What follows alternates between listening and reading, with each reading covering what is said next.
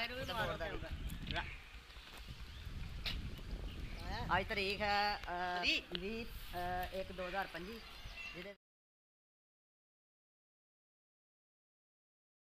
ਇਹਦੇ ਦਫ਼ਤਰ ਦਾ ਆਪਣਾ ਰਾਮੜੀ ਸੈਕਟਰੀ ਦੀ ਬਾਬਤ ਪਤਾ ਕੀਤਾ ਤੇ ਮਾਲੂਮ ਹੋਇਆ ਕਿ ਦਫ਼ਤਰ ਜਿਹੜਾ ਨਾ ਕਾਫੀ ਅਰਸੇ ਤੋਂ ਬੰਦ ਹੈ, ਤਕਰੀਬਨ 2-3 ਹਫ਼ਤਿਆਂ ਤੋਂ ਤਕਰੀਬਨ ਮਹੀਨੇ ਤੋਂ ਜਿਹੜਾ ਨਾ ਬੰਦ ਹੈ। ਉਹਦੇ ਵਿੱਚ ਲੀਡ ਕਰਾਉਣ ਵਾਸਤੇ ਪੁੱਛ ਉਹਦੇ ਵਿੱਚ ਬੰਦਿਆਂ ਦੀ ਮੈਂ ਤਸਦੀਕ ਵਗੈਰਾ ਪਾਈ ਹੈ, ਨੋਟਿਸ ਦਿੱਤੇ ਵੀ ਲਹਿਦਾ ਪੇਜ ਦਿੱਤੇ ਵੀ।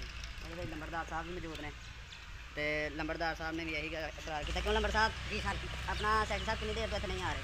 400 ਤੋਂ ਬਾਅਦ ਲੱਗੇ ਨੇ ਹੁਣ ਕਿ ਅੱਜ 10-15 ਦਿਨ ਹੋ ਗਏ ਨਹੀਂ ਲੱਗੇ।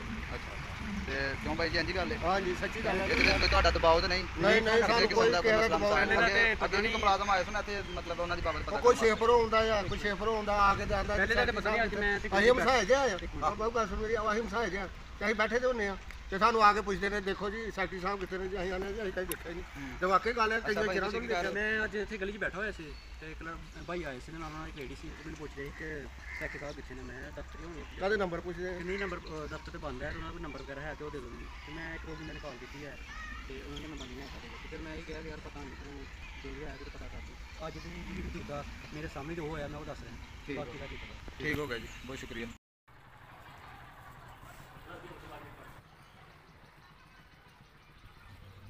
ਇਸੇ ਤਰ੍ਹਾਂ ਜੀ ਲੇਸਰ ਕਲਾਂ ਦੇ ਵੀ ਇਹ ਹਾਲਾਤ ਨੇ ਜੀ। ਇੱਥੇ ਵੀ ਦੇਖ ਲਓ ਤਾਲਾ ਲੱਗਾ ਦਾ ਜੀ ਤੇ ਮਤਲਬ ਕਹਿ ਸਕਦੇ ਹੋ ਕਿ ਲੋਕਾਂ ਦੀ ਸ਼ਿਕਾਇਤ ਹੈ ਕਿ ਜਿਹੜੇ ਨੇ ਨਾ ਸੈਕਟਰੀ ਸਾਹਿਬ ਬਿਲਕੁਲ ਨਹੀਂ ਇੱਥੇ ਮੌਜੂਦ ਹੁੰਦੇ, ਲੋਕ ਜ਼ਲੀਲੋ ਖੁਆਰ ਹੋ ਰਹੇ ਨੇ। ਤੇ ਅਦਾਰੇ ਜਿਹੜੇ ਨੇ ਤੇ ਨੋਟਿਸ ਲੈਣ ਦੇਖ ਸਕਦੇ ਹੋ ਤਾਲੇ ਲੱਗੇ ਦੇ ਨੇ ਔਰ ਸਮਾਨ ਦੀ ਪੋਜੀਸ਼ਨ ਵੀ ਤੁਹਾਨੂੰ ਦਿਖਾ ਰਹੇ ਤੇ ਅਦਾਰੇ ਨੋਟਿਸ ਲੈਣ।